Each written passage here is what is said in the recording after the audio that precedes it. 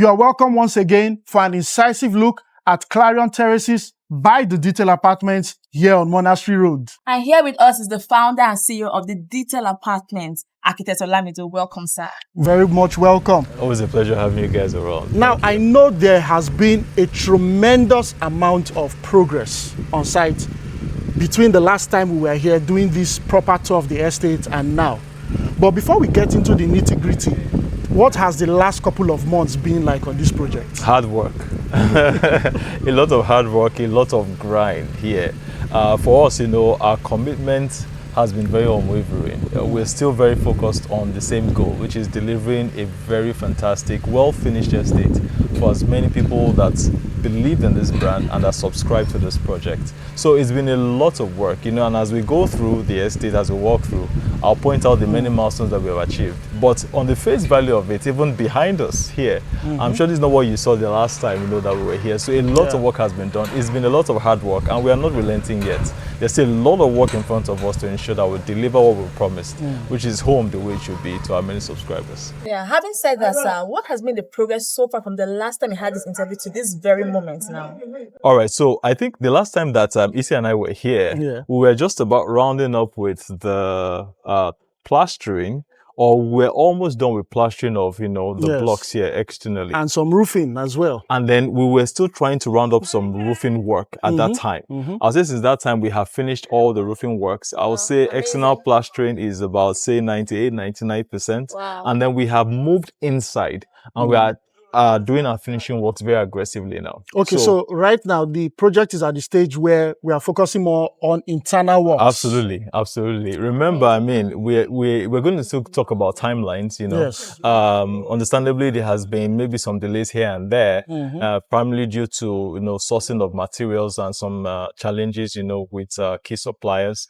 Not just us being affected, but I think the entire value chain, the supply chain rather, has been disrupted in recent times, particularly with the plastering sand. Okay. But we have once again found a way around it, and then we are kicking into gear. So we are really focused on ensuring that we deliver immense value to our subscribers. Well done, sir. Thank you so much. Okay, so we are looking here at Block A, Block B. Yes. Can we take a look inside of Block A and see how much progress has taken place? Absolutely. And the things to look out for as we go through is consistency. You see, I made a promise when we started this project. We have about 54 houses here, 54 units, which is 18 blocks. And my promise to every subscriber was, regardless of the unit that they subscribe into and they are allocated to, once you step inside the unit, you should not be able to know what block you are and what unit you are. So the level of consistency and uniformity is also what I want us to see by the time we go through this unit. All right. All right, so shall we? Let's take a look. All right, this way, please. So, Architect Olamido, take me through this process. How long will it take you to get to this stage from the scratch? Okay, so I will speak in terms of the actual building itself and then the finishing that we're doing. So for the block itself, I think it's taking us about, say, 3 or so months, to erect this block and get to this particular stage. And the finishing itself, as we go in this direction, has taken us about another month, thereabouts, to achieve all of this. Of course, it's still very much work in progress. That's why you see this place littered.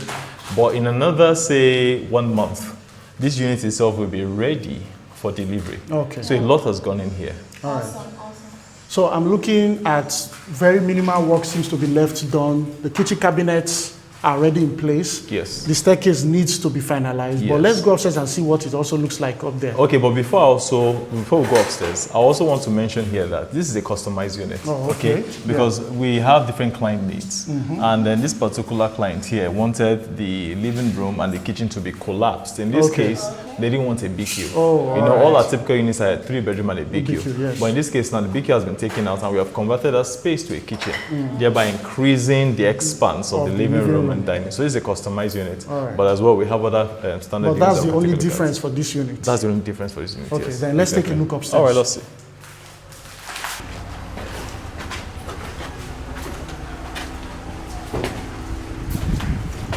So this here is the master bedroom. Work is in progress here. And just like we've seen Isi on our other units, you've seen something typical like this. So it always starts from here. 5 meter 5-meter long wardrobe. Yeah. But the end is always consistent. And I want you to appreciate the consistency with the detail. Now, this is block A.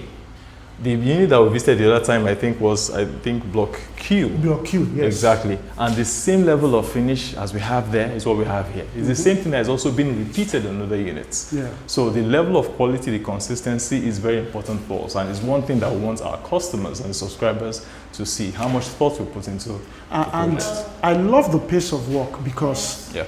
we were here just a couple of weeks ago. Okay. And this glass frame We're not wasn't there. in place. Yes. And permit me to say, each time I come here, this is a beautiful view. Oh, yes.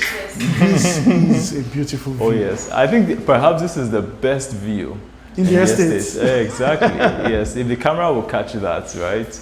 All you have outside there is probably the best view of the estate. Of course, these doors open all the way, and you have the incredible view from the beginning of the estate all the way to the end. Awesome.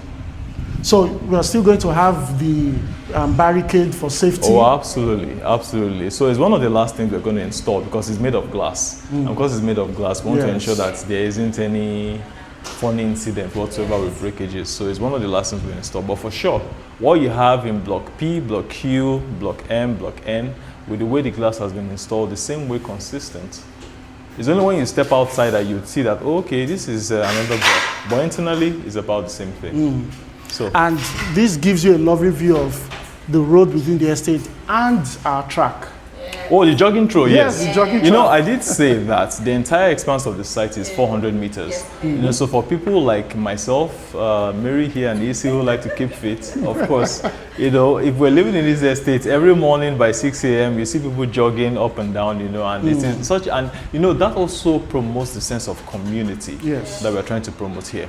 Is that you see people jogging and you feel inspired that, okay, I also want to work out. You may want to walk, you may want to jog, whatsoever, but the sense of community is seeing people who are very conscious, you know, about their health, and then you want to engage. You also want to be a part of that kind of an engagement. So I see that helping foster that sense of togetherness, the sense of community in this estate. By the time we're done, it should be one of the best along this corridor, and we are working very seriously towards that. I can see the potential already.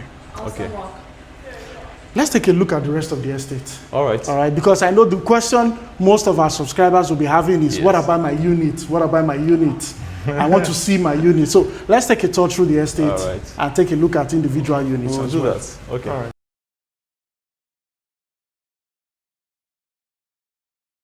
All right, Architect Olamido, I can see there's an electric pole here.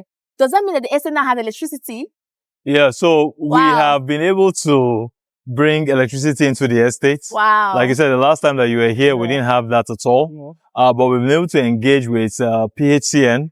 And so they're the ones who came and then now drill these cables over here. And over here, we have aluminum conductor cables. Okay. We're going to site our transformer. All right. You know, it's going to be a very huge transformer, a 500 kV transformer powering the entire estate. Okay. And from this particular point, we're going to now wire for whatever load. for whatever load, you know. So when designing systems, you have to cater for that system, and then there has to be some sort of allowance that you would like a factor, you know, that you allow above that, so that if you have a surge, whatever system that you have already provided still accommodates and caters, you know, for that particular load demand. So we have already done that over here with our 500 kV transformer that will be coming in anytime soon. And then permit me also speak, you know, about the play area. I don't know if that's what I want to talk about. Okay. So the play area itself is going to be situated here. Now, what we're going to have is a very large expanse. Of course, the main gate is here, and you have the transformer here. And then the play area is going to be this whole expanse that you see here. And we're very intentional about that. You know why? Because every time you enter into an estate, the first thing you should see is some warmth, some liveliness, a very good, colorful ambience. And so we want that to hit every visitor, every resident. As soon as they come in, you should actually welcome you and say, this is your own haven. It is your own escape.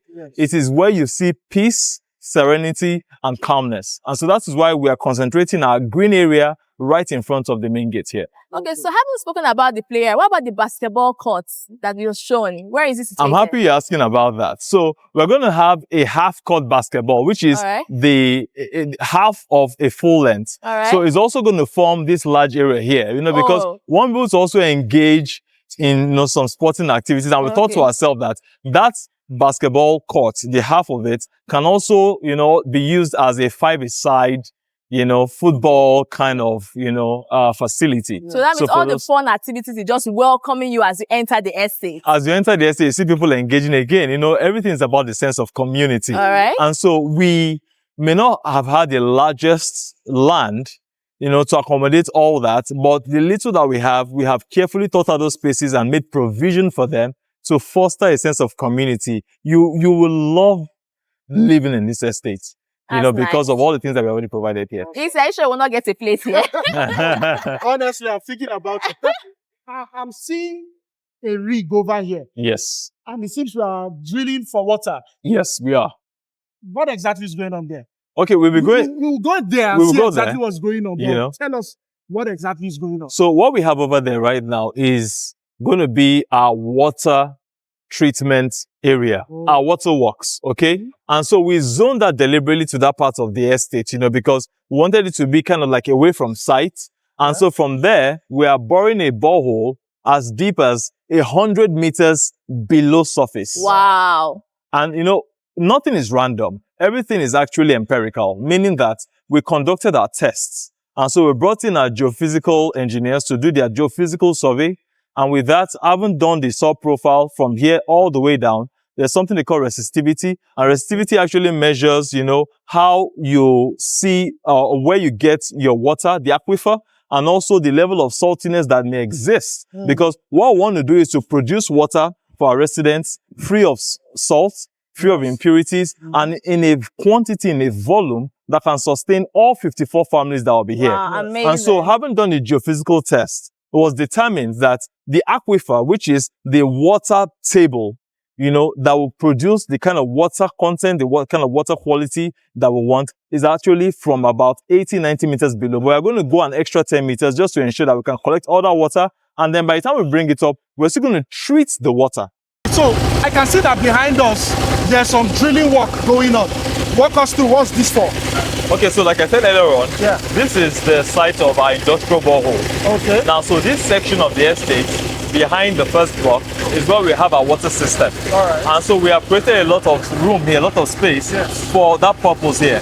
So the borehole, like I mentioned earlier, we're going 100 meters below surface. Like I said, the geophysical test and an analysis done by the geophysical engineer states that we need to go that deep to be able to tap into the aquifer, which is like the water bed that will give us the volume of water needed to service the entire 4 units and 54 families that make up the entire estate.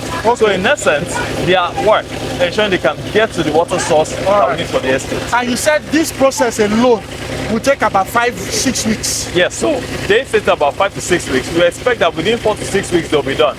It's a lot of work to get to 100 meters. Now, for context, this building here, is about 6 meters in height. Wow. Okay, so if this building is 6 meters in height, they have to dig the equivalent of about 16 or 17 several stories underground. So they have to dig about, or they have to drill rather, about 33 stories. Whoa. 33 stories underground, and that's not an easy feat. Of course, in the course of their drilling, they may encounter some obstacles and all of that, but their rig over here, which is the drilling machine, is powerful enough to drill past whatever obstructions that we have to ensure that we get to the water bed where we need the water in the quantity and the quality that we want. And when you get to the water bed, you would know, because it's going to sprout out. Okay, so no, water continues to sprout out. It's just that the quality is in there, and then the level where we want the quantity required is in there. So they must continue to drill down. And then they have geophysical engineers that continue to work with them. So as they drill down, they continue to test. And how they test is by virtue of the soil texture that they are able to evacuate or they are able to drill out, and they continue to measure and use that to determine if they have hit the right depth. Of course, they continue to, with the number of holes that they sink, they continue to use that to estimate how deep they have gone. But they're going to go all the way to 100. So, long story short, they are showing us that residents of the estate will enjoy clean water. I'll tell you what. Is it going to be clean to the point you can take a glass cup, put on your tap, get water and drink it straight? I'll tell you something. So about our process, we want to take our customers and our homeowners into the detail, within the detail of how we do our work. And this gives them the assurance. We don't cut any corners. Unlike some other estates where they just drill a simple borehole. And to cut costs, what an estate may do is that they'll drill multiple shallow boreholes and draw water from multiple shallow boreholes to feed the entire estate. But that is risky. In rainy season, you get the quantity you want. But at the peak of dry season, water goes down. And then you are able to produce water at the volume that you want. So you must go to the source itself. And this is just showing our many viewers, our subscribers, our homeowners, how much we go in ensuring that we deliver value to them. Can I bother you to ask for a range of what this costs? You don't need to give us exact figures, but a range so that our subscribers have an idea of how much money is being pumped into ensuring that they get the highest standards. The value or the cost of drilling the borehole alone. Now, I'm not talking about the water treatment or the gantry. The gantry is the steel structure that holds the water tank and from which it can supply the entire estate. That is not included in this cost. The cost alone of drilling this borehole alone is about 30 million. 30. But I'll tell you, easily we could have done it cheaply for maybe in the neighborhood of 9-10 million.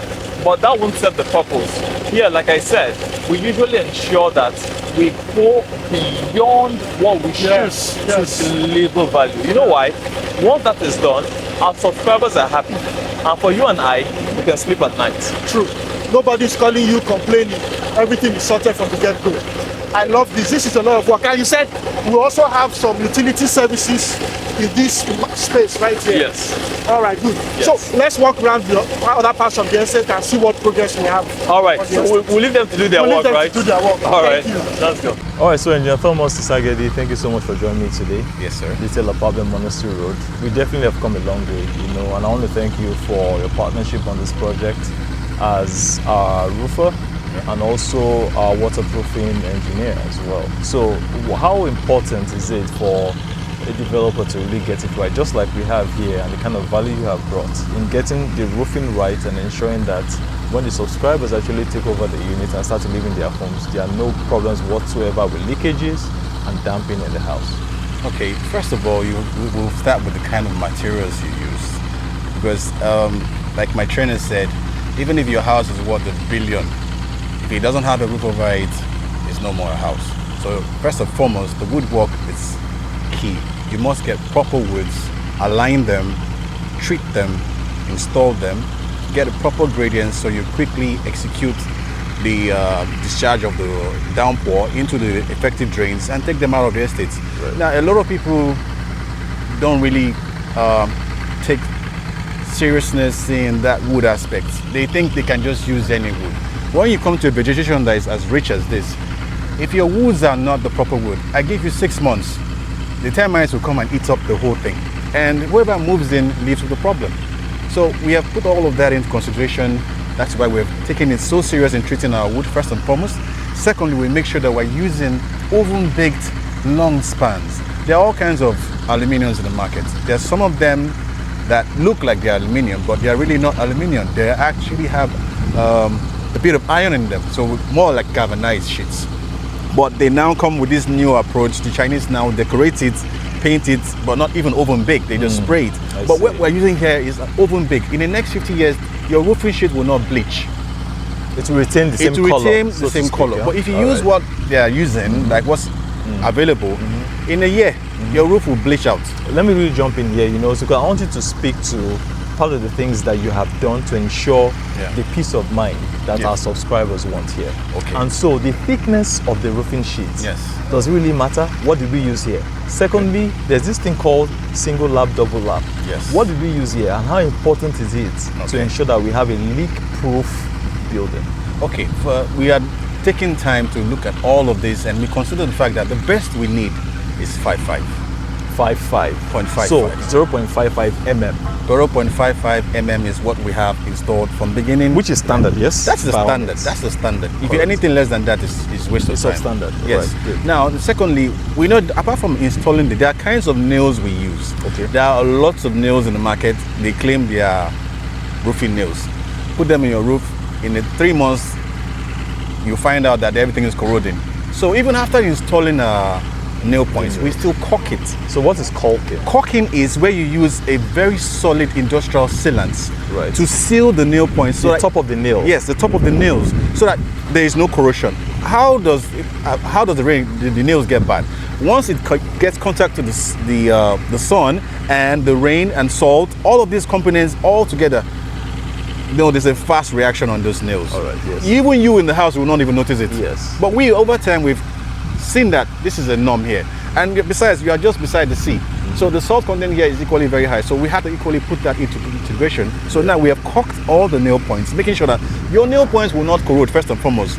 That way you won't even have leakages. All right. Secondly, we have made sure that we are doing double lapping. Most of the houses you have here, they use single lap. Most developers, they use single lappings. To save cost, To save costs. Right. But we will double lap every inch of this roof. And so what does the double lapping do? The double lapping, first and foremost, gives your roof strength. Right. The wind cannot play with it. Yes. And it can take any amount of downpour without having your laps compromised. But when you have a single lap, if you have a heavy downpour, those laps will be So there are compromised. chances that water will now infiltrate Yes. through that single lap. Yes. But with double lap, it's It's more or not less like you are possible. It's not reinforcing it possible. an extra lap. Yes, to an ensure extra lap water over it. doesn't So go the water into cannot the climb building. 2 laps. It's not possible. So in essence, our subscribers here have that peace of mind that we have 100%. no leakage issues whatsoever. 100%. Then the last thing I want to talk about very quickly is that there are some areas that was necessary, just like we have behind me here. The canopy here isn't roofed, it is slabbed. Yes. So what did we do to it to ensure that it doesn't leak? Yes, now there are other areas of the roof which we call exposed concrete areas, such as your balcony hoods, your parapet walls. All of that we had used elastomeric membrane to seal every exposed area on your roof. So, and they're effectively draining into the drains. You cannot even have any issues with those balcony hoods because we already had waterproofed them. We have the parapet walls as well, where the aluminiums are being tucked into the concrete block work before we even rendered them. So they are all watertight. So in essence, our subscribers have that peace of mind. You have 50 years of sleep. All right, very, very good. So there you have it. Our houses are waterproof to no issues whatsoever. And then I've been speaking here with Engineer Thomas Isangedi. Yeah. Thank you so much for the work that you have done. The pleasure By is mine, God's sir. grace, we have more business to do, bringing value to our subscribers. Every other time. A pleasure having you. Pleasure is all mine. Cheers. All right, Architect Olamido, the last time we were here, this glass doors were not here. So can you take us through the progress of what was there before to this point? So the last time myself and Lisa were here, I can remember very well that there are a few things we hadn't done. We hadn't done the tiling that you see here, the wood pattern tiling, we hadn't done that. We also hadn't done the Tyrolean, which is the rough finish that you see. We also hadn't done the windows and then the sliding doors that you see up here. We also hadn't done the screeding. In fact, we hadn't done a lot when we were here the last time. But like I said, it is, little by little, one thing upon the other thing, one milestone upon another milestone. And for each block, it's the same kind of progress that we're seeing. For here, we have started the internal finishing work for all the units here. And like I said, it's part of our commitment to ensure that we finish the entire estate as a when due. So a lot of progress here. Question I want to ask. Yes. When we walk through the estate, we would see we started finishing some blocks at that end. Yes. Then kind of like jumped some blocks. Yes. Came over here Yes. to finish these blocks. Why didn't we just continue the way down? I'm happy you're saying that. Okay, so there's a video that would also reference, so for our viewers to see what this site looked like when we started work here. And so the truth of the matter is that we had a swampy area, a very terribly swampy area on this particular site, somewhere in the middle. And by the time we get there, we'll see what we had over there. And we had to do a lot of work, a lot of ground preparation. Typically, an average person would have just poured sand and started work. But no, we don't work like that. We had to remove every single kind of vegetation, every tree that we had already fought. We had to cut them into small sizes, move them out of there, ensure that we cleared that entire area as much as we could before we sand filled the other place. And now, because we wanted work to go on, we didn't want that to deter the progress that we're achieving. So we just merely skipped that very bad portion, and then we started from this end. And then we kind of like started from that end, started from one other end, and we eventually decided to close up in the middle. Exactly. Okay. So precisely this side of the estate was swamp? Somewhere around the middle, not here though, but somewhere around the middle, and we'll get there. Also, I want to ask also that Yes. how did you feel having to see the site in that state? Weren't you scared? Weren't you paranoid? Like, oh my God, I hope I'm not getting myself into something big. Okay, so if you know real estate very well, and I would say the grace of God, really, the experience I've had, and the foresight that is necessary to see beyond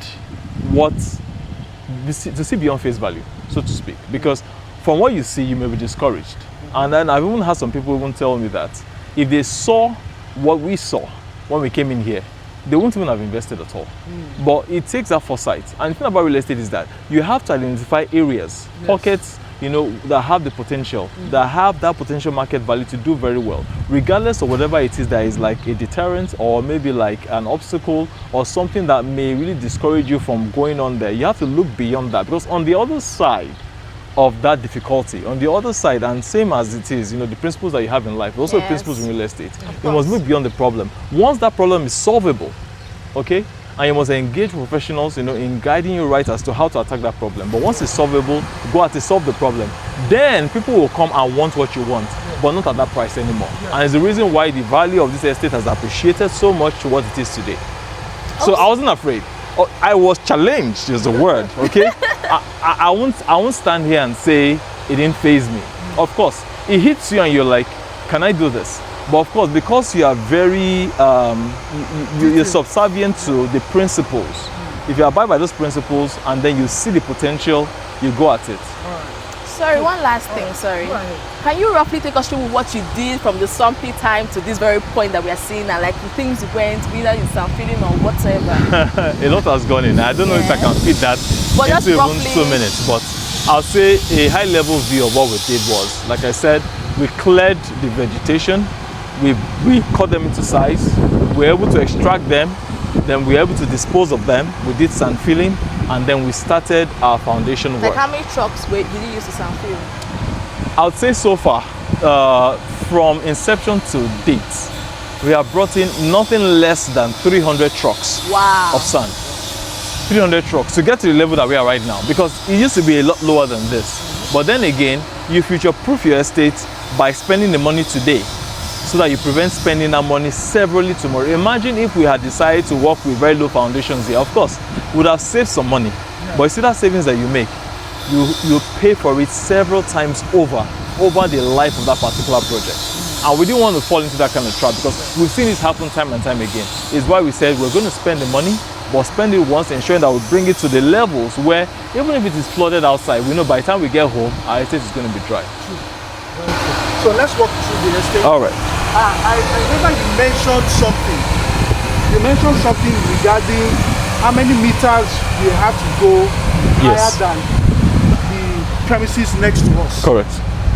Can you tell us about that? Okay, so right next to us, right, is more or less like the level that we met this particular project, which is from where we stand, I would say about close to 3 feet below this particular surface here, right? And our target was that we must actually achieve at least 4.5 to 5 feet above the level that we met when we got in here. And so that establishes our DPC level, which is our ground floor slab, or what some people call in local parlance the German floor. Okay, so that by the time we are done with the compound filling itself, let me show you something here. Okay, we're here. So you see our foundation here has 2 levels. There's the lower level here and there's the upper level there. Now this lower level, you can see that we have done some sand filling, yet we are still about over a foot short of our required level. Now we're still going to do sand filling so that this lower part of the foundation, and it is the same way, consistent for all the blocks in this estate, is the same level we're going to pick to ensure that we are well above any flooding level. Okay, so this is our final compound level. This is the target over here. I particularly wanted to come to this point because in the last interview you and I did. Oh yes, I remember that. Stood up here. I remember that. That was the block there. Maybe the camera can pan and take a look at it. This is block D. So we stood up here and it wasn't roofed. Right. It was just the block work. For context, we're going to reference that particular video so our viewers and our homeowners can see what it was. I remember you and I, we stood on top of the middle block there, the middle unit there, and then I was facing, perhaps to come this way. So I remember very well, like it was yesterday. So we stood up there, and this here was at roof beam level. Yes. We had done our block work, and we're yet to start, and we had a pile of wood here. Exactly. And so the carpenters were at work, and I was saying, oh, over the next week we're going to do all of that. And no, fast forward from then till now. It's a lot. It's a lot. But I'll tell you something, you know, let me reference the question that you asked me, okay, over there was, what are the things that we have done to get to this stage? A lot, a lot. So from that particular stage to here, we have gone through a lot, and we are not done yet because there's still quite a bit of work to be done here. We're going to do our external tiling. We've done our tiling already. We have fixed our windows and our sliding doors. We're going to fix our rails, okay? We're going to bring down these scaffolds, and we should be about done with the exterior of this building. So a lot has been done. See the POPs are done. Oh, POPs are done. It's done. Like I said, we have started internal works in full gear. Internal works are in full gear. So right now the project main focus is on internal works. Correct. And infrastructure. Very correct. Very correct. So this was the point we are showing. Oh yes. This was the level. And by the way, we're going to fence this place off, you know, because this is the boundary between our property and then our neighbors over here. So we're going to fence this entire thing off here. And then, of course, the jogging trail is just by this fence here, all the way down, like I told you the other time. Okay? I'm going to talk about the facilities, you know, because Mary, when we're off camera, was asking me about the sewage system. Yes. You know, and at this point, I would explain to you what we're going to do. Typically, what people do is they would use the cost-effective method. What's the cost-effective method? Just to sink a regular septic tank. So they will cast a concrete tank, and that they call the sockaway, you know, in local parlance, and then they cast it, okay, and then they start to dig and sink it. Now the problem is this septic tank is very susceptible to leakages. And you know, we have very high water table here. If you dig probably 2 shovels down, you see water. Now the problem with that is that as you dig your septic tank, you're already contending with water. And so very often, after people have already sunk their septic tank, they're always calling these trucks, these yellow trucks, to come and evacuate. But we don't want that for our homeowners. So what we have done over here, let's take a look at what we have over here. Perhaps the camera can come behind us and show what we have over here. Is at this point, we have already decided that we're going to sink biodigester systems for each block. Okay? Not for each unit, each block. Each block.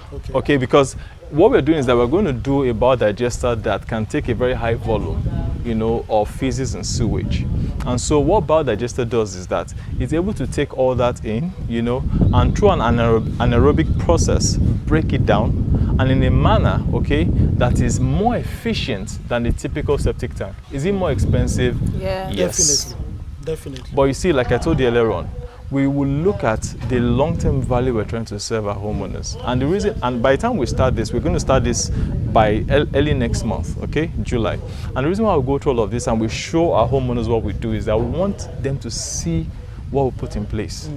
And so that there is no worry, there's no concern. I was discussing with a particular client of ours yesterday, somebody who came into this project, and he said, Olamidu, the people in the diaspora who want to invest, I know them, but they're afraid.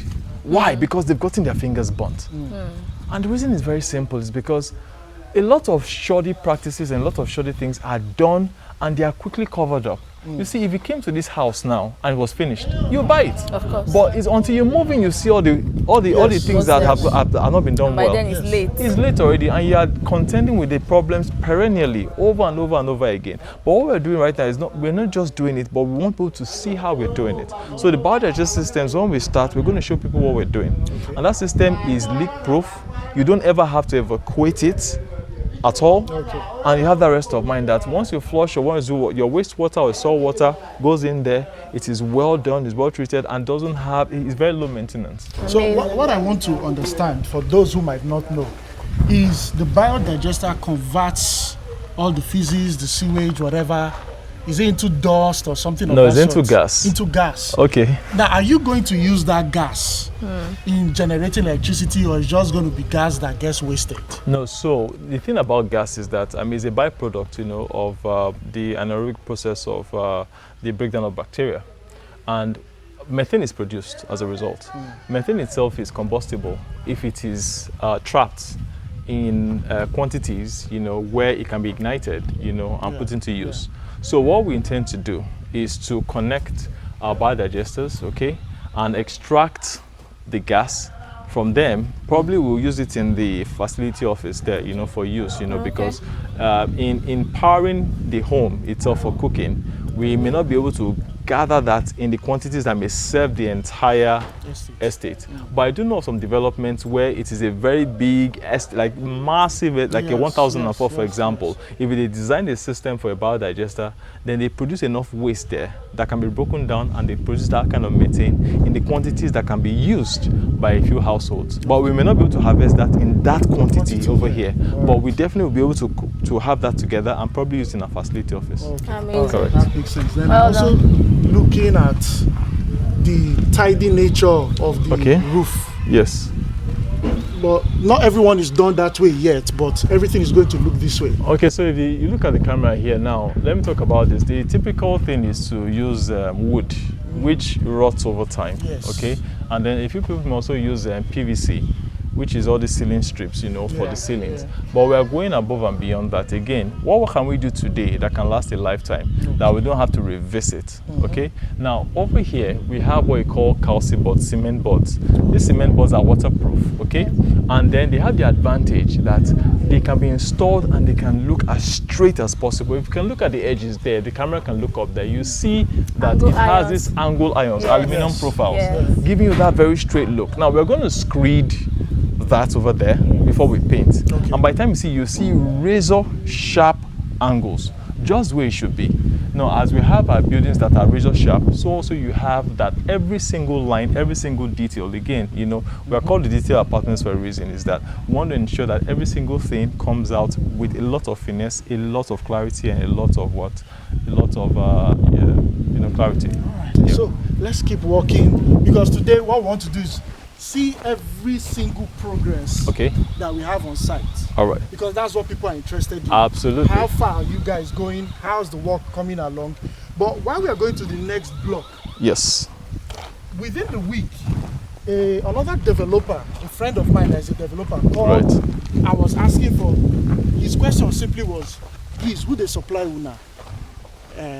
Plaster sand. And I was like, speaking of boss, plaster sand, yes, I will give you a contact, but plaster sand right now is an issue.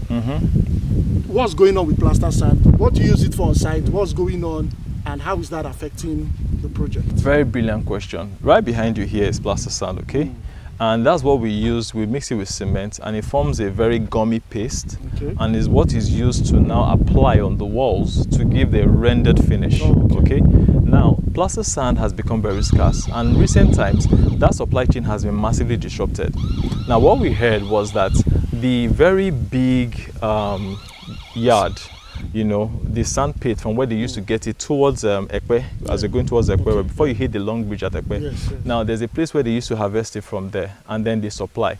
But Lagos State has plans, and then I think upon their visit, they saw how unregulated the activities there were. And of course, anything that is not really regulated or very well coordinated will be abused. So I think they were not very happy, and they decided to actually cordon off and place an embargo on supply. So they shut it down. Wow. They shut it down. Matter of fact, the reason why we're a bit behind on timelines now is because of the scarcity of this thing. For about a month, we didn't have any plaster sand on site. And it wasn't because we didn't want to work. Our workers wanted to work. We had the other materials, we had cement, but we didn't have this necessary input here for us to do our work. And so it set us back, and now we had to be sourcing this from distances farther down than where we used to source them from before. That impacts costs, impacts timelines. For context, right? So Mary was asking me while we were off camera, she said, this particular thing here that we have now, how much is it? And we're talking about so many things about how we started with a 16 price, how inflation has hit so hard, and how we are still trying to balance cost, in delivering what should be still a very fantastic estate. Once upon a time, we bought this for 230,000. Only 2 months ago, a full trip like 230,000. But today is about 330, 350. Wow. So that's 100,000. Yet you have to still deliver the houses, right? At the prices that you promised the subscribers. That's going back to the subscribers. That's No. credibility. We don't do that. Yeah. No. Easy, we don't do that. Mary, we don't do that. We're very clear on something, okay? We make a promise to you. And that's why we don't really depend on our clients' funds, okay? We actually source for funds. Is at a cost to us, though, but we ensure that doesn't deter the pace of the project. The only thing that can deter the pace of the project is when that input is missing. Yes. Because you can have all the money in the world, but if the input isn't available, you can't get it. there's nothing you can do. Yeah, I haven't talked about the prices. So what are the other challenges you face as a result of building this project with the way inflation has gone on materials? And like you said, you can't go back on your word with your client. So Yes. what has been the challenges and how have you overcome them? Let's go in here. Maybe I can point a few things to you. That question is very pregnant. I'll tell you for free. How have we done it and what are the challenges? I would say everything that you see here, okay? I'll pick some elements here. The door that you see over here, once upon a time, this door was about 230, but the door easily is about 400k now. Wow. Okay. Now the window profiles that you see, these window profiles that you see, we actually assemble the windows ourselves. We have our vendors who work on site and all of that. But each of these profiles, at a point in time, each of the profiles per length was, I would say, between 16, 17. For one of the profiles there. One of the profiles there now today is over 26, 27,000 per profile. I need a lot of that to actually fabricate for a unit. So you multiply all this cost, okay, Mary, across the estate itself. Is a lot.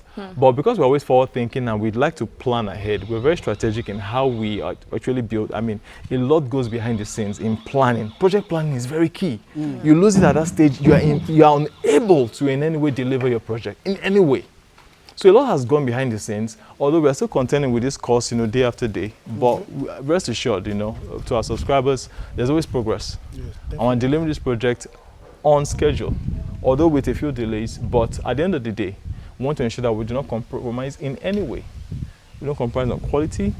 We ensure that we deliver that value, and our subscribers are happy at the end of the day. It's very good that subscribers are hearing this because sometimes you just want, I want my building quickly, but there's a lot of things that go behind it, and without these things being done, you won't have your building ready. So we need to be patient with us when we say, okay, give us more time, give us more time. But you know what? It's going to be worth the wait. Yes, Tell definitely. you what, I'll tell you for free, okay?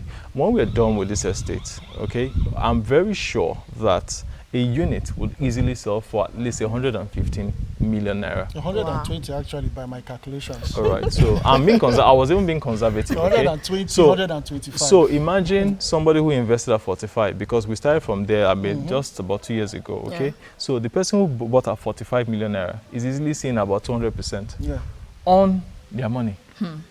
On their money. That's a good investment. But that happens when you do the work well, okay? Yes. And we're stopping at nothing to ensure that is exactly what we do over here. All right. So shall we go to other blocks? Let's now? go to other All blocks. right. The next thing I want to ask is about electrification. Now, Okay. we've already seen the light poles from PSCN coming to the estate. Yes. But what's the plan to generate that power within the estate to every single unit? Okay, so now from the aluminum conductor cables that bring power into the estate, of course, that was a major headache by itself, and I'm happy we have already at least overcome that particular stage. The next stage is, of course, the supply of the transformer. Okay. Told you that by our calculations, our engineers did the work, and then they determined that we'll need a 500 kV transformer, okay? And that is to cater for all 54 families. Now, I'm tempted to ask how much is a 500 kVA transformer now. Because I'm walking through this, okay, and all I'm just seeing is cost. So Yes. I'm tempted to ask. So it continues to go up in value, but I think as of my last check, it was somewhere in the neighborhood of 19, 20, 21 million thereabouts. Yes, if I'm correct. Yes. So that's the cost. That's and then massive. again, it's better to put what will serve than to put something that doesn't have the capacity. And we don't want an estate where our subscribers, our homeowners, are always suffering power outages, okay? Yeah. We will also come to the issue of the solar panel, and all of that. We want our subscribers to actually be power independent. Okay? Mm. And that is whatever it is that comes from the grid. They should be able to at least sustain themselves too with the inverter systems that they have in the homes. Remember, every homeowner has two solar panels, okay, and all of that. Yes. So from the gates there. Idea, by the way. Oh, thank you. Yes, because we have to be forward thinking, and we all looked at it and said, for people to enjoy a lot of calm, serenity, you know, within the estate itself, it's good that we don't have noise. Yes. It's good that we don't have generators blasting all over the place, you know, because when you come home, it's a place of relaxation. It's a place where you should find your peace. Okay, so we are trying to encourage that everybody goes green, you know, and by planting the seed, giving people the panels, you know, hopefully we can inspire. And people are actually taking that bait really to install their own panels and to install their own solar systems in this estate. And then how are you moving that light into every unit? So from that point where it comes into the estate, we're going to have cables, you know, that will be run. And all this has been determined by the engineers. Again, we work with professionals in ensuring that the systems can be deployed in an efficient manner. And that has been taken into consideration. And each home, from that point where we have the transformer, the 500 kV transformer, power will be drawn to each unit, you know, and everybody will have power. Underground or? So it's a mixture of both, okay? Like I said, I mean, the engineers, and what is very important is we have part on the ground, we also have part overhead.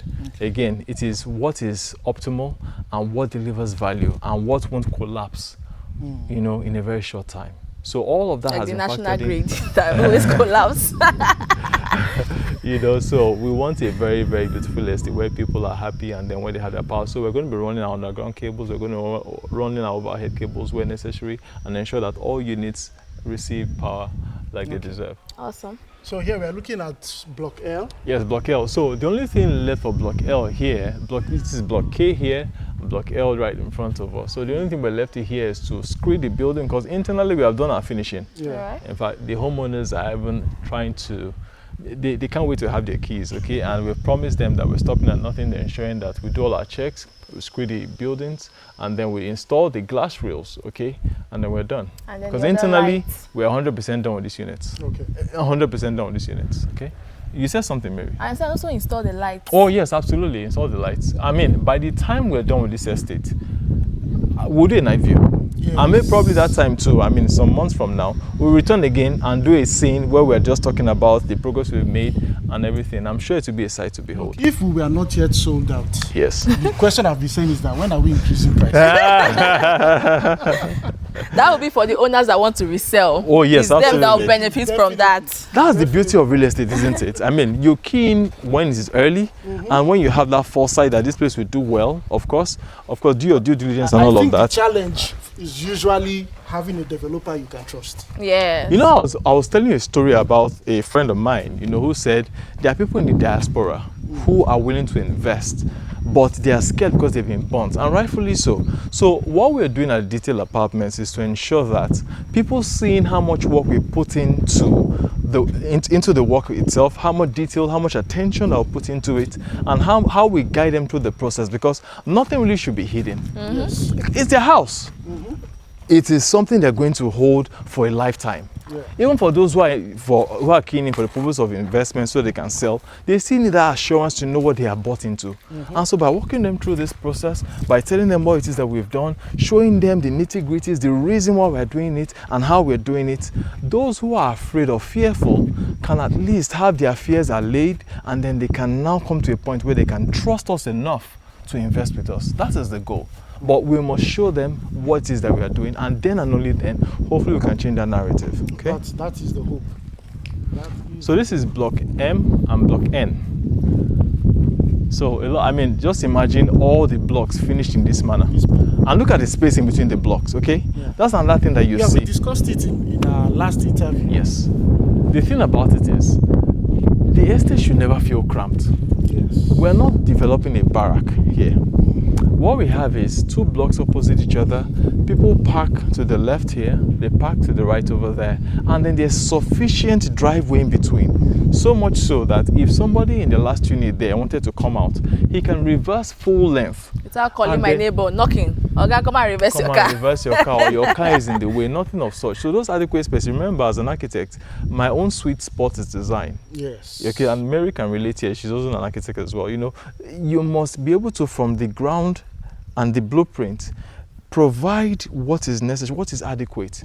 that everybody has their convenience. And when everybody has their convenience, who won't love to live in that kind of an estate? That is what we have planned and set out to deliver, and that's what people are going to get. So look at the space in between. Amazing. Amazing, yes, thank you.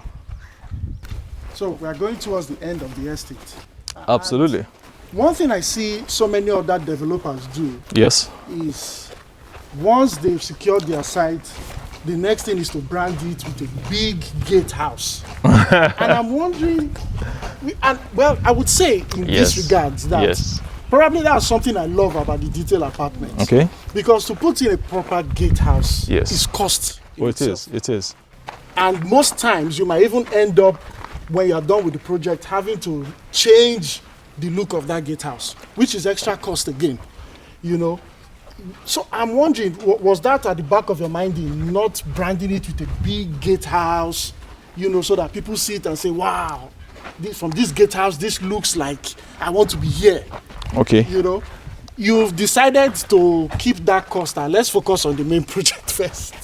Why? There's nothing wrong with that approach. I mean, and just to be very clear, nothing wrong with doing a gatehouse, a very wowish gatehouse, because something must actually connect with the investor. Okay. Something must connect with the person who is buying to say, okay, you know what, I believe in this, I see some potential, there's some value here, let me invest. But for us, our strategy was different, because when people buy, right away they want to see their house.